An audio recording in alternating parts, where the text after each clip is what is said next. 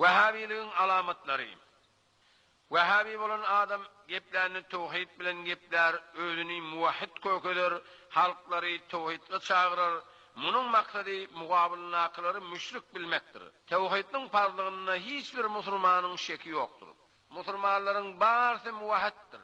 Hiçbir musulman müşrik değildir. Müşrikten musulman olmaz, musulmanın müşrik olmaz, zıttan ile içtimagan. İki ters birimez. Onun için mugabilin akılları müşrik hesap etmesen, muvahhid bolun deyip yürmeliler. Ayet tevhidini okuyup da tevhidge çağırsa bilin şol Vehhabidir. Kilenci alameti Vehhabi olan adam mezhepke at takar. Müştehitlerge ayıp eder. Mezhepke bidgat deyip geplese bilin şol Vehhabidir. Şölenci alameti Vehhabi olan adam tarikatka ayıp eder. Pir müritlik neme gerek? İşarlık, sofuluk neme gerek? Bu zatların bazı hurafattır deyip uğrasa bilin şol Vehhabidir. Dördüncü alameti Vehhabi olan adam fakat Hudaya sığının, Hudaydan başkadan kömek islemen diyer. Evliyaları, işarları çağırmaklık Hudaya şirk getirmektir deyse bilin şol Vehhabidir. Beşinci alameti kabirlerine ziyaret etmen. Ölü sizden hantama, siz ölüden neme hantama olyanız deyse bilin şol Vehhabidir. Safarda ya mukimçılıkta namazın sünnetlerini etverin, sünnet okuymak doğru değildir deyse bilin şol Vehhabidir.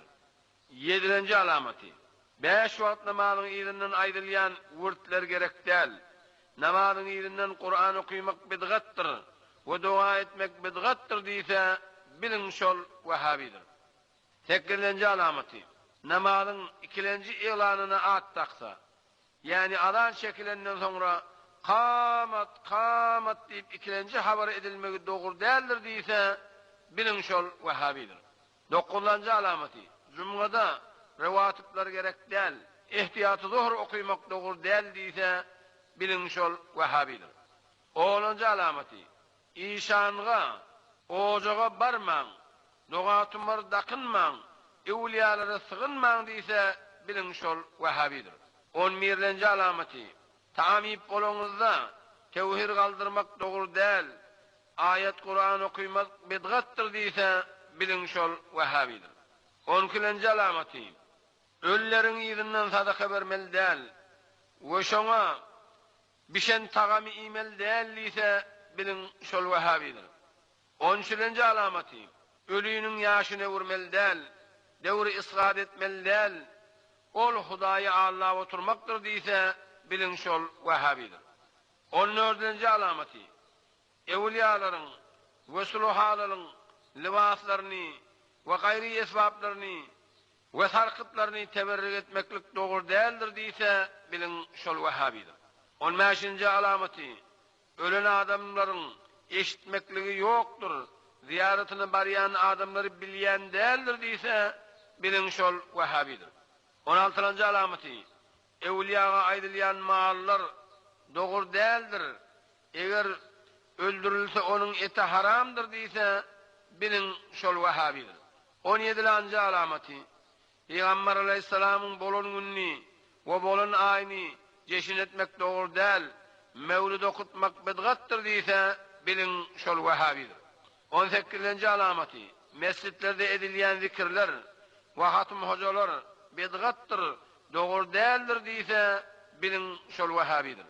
19. alameti Kadir giycesinne, beraat giycesinne, regaib giycesinne, yani Recep ayının avvalki cumhursunun giycesinne okulyan nefiller doğru değildir deyse bilin şol Vehhabidir. 20. alameti fetavalarga, fıkh kitaplarga ayetten ya hadisen senedi olmasa kabul etmeli değildir deyse bilin şol Vehhabidir. Vehhabilerin navukları, Vehhabilerin alamatlarını bilenizden sonra hükmen onun navuklarını bilmekte lazımdır. Avvalki navuğu Vehhabi celi, bunun Vehhabiliği halk arasında eşkardır. Bu adam özünün akidesini hiç kimden gizlemeyer. men mezheplerde kabul etmeyen, tarikatlarda kabul etmeyen, o şol yollaki halkın basını müşrik bilýänni il ortalygyny aýdýar. Mezhepke girmek gumralyktır, sofu bolmak dinden çykmakdyr diýip äşkär gyrýar.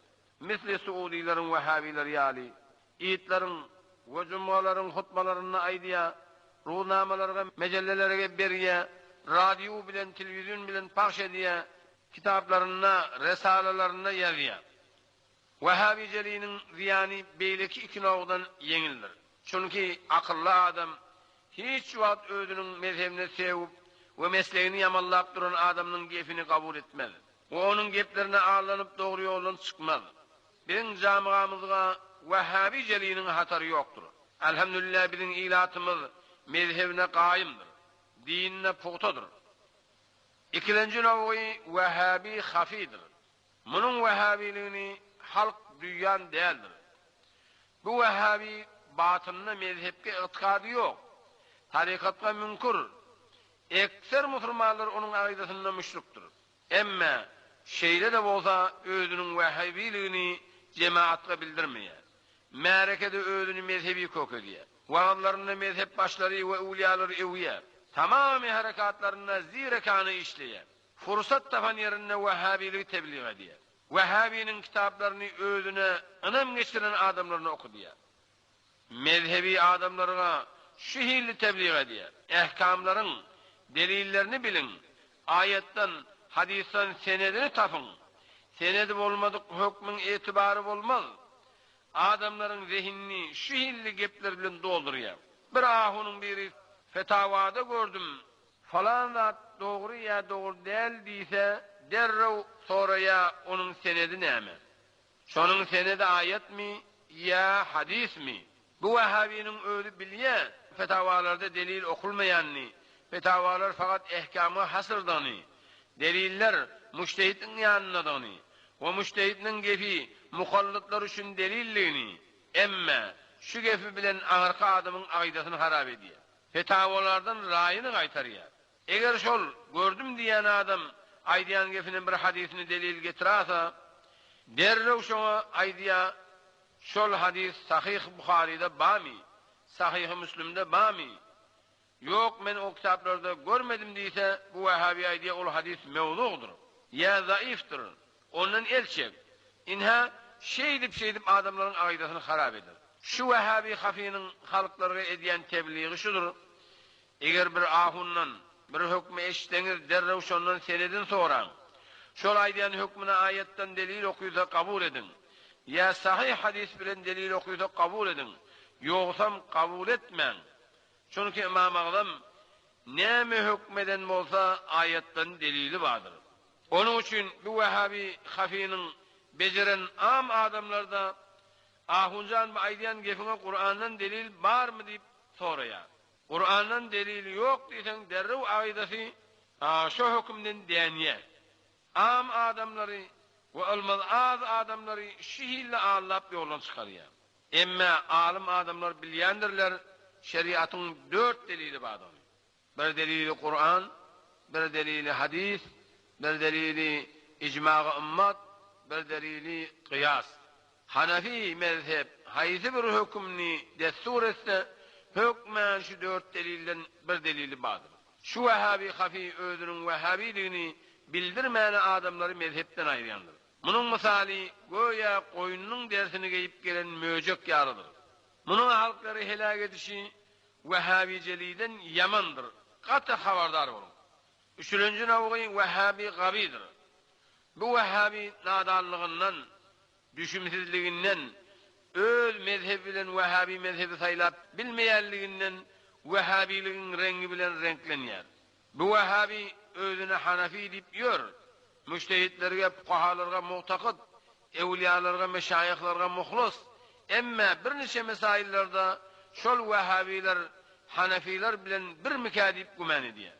Hanafiler bir amalyny menýatsa kirahiyet cehetinden men edýär. Wahhabiler şol amalyny men edýär. Emme olur öz ýarlaryna şu amalyň şirk bolmak cehetinden men edýär. Hanafiler bir neçe işlerin wesmini men edýär. Wahhabiler şol işlerin aslyny men edýär. Bu Wahhabi gabi şunu saylap bilmäni Vehhabilerin sağın çalýar. Munun iddiası Hanafi, emme amalı Vehhabi. Okuyan kitapları Hanafi, emme gepleri Vehhabi. Özünün ömürde gedip ýöreninin habary ýok. Biziň jamigamyzyny hatara oklayan şu iki nawy Vehhabidir. Yani Vehhabi hafi bilen Vehhabi gabidir. Awwalky mekri hile bilen adamlary mezhepden adaşdyrýar. İkincisi gödöklüginden, samsıklığından dinin musibeti bolup döreýär. Elhasıl Vehhabiler İslam'ın köküne düşen kurçuktur. Hiç wagt İslam kafirden şikest diýmez. İslam'ı yıkacak ahirde musulman sınmaklardır. İslam'dan denik bolurlardır. Men umumi musulman doğulluma tavşırgı berýän İslam'ı tanysınlar. İslam'ın düşmanlaryny bilsinler. Vehhabiler fırgalarına yetik bolsunlar. Oğlanlarını ilm okutmak için Arabistan-ı Suudiýe iýermesinler. Ya ayrı yurtlarda Arabistan-ı Suudiýanyň salan danışgahlarını okutmasınlar. Awwalan özüňizge habardar bolun. Vehhabinin ahirki iki nawy sizi Allah gamasın. Ondan sonra oğulgylaryňyza habardar bolun. Şolaryň dozagyna düşüp eliňizden gidamasın. Vehhabiyetde hakikat yoktur. Vehhabiyet bir salgındır. Su mukarip ona ılgamaň. Biziň öz ýolumyz kuşlugyň günýaly ýasydyr. Emma Vehhabiyet ýoly aýsyz, ýyldızsyz, garaňky geceden de beter garaňky.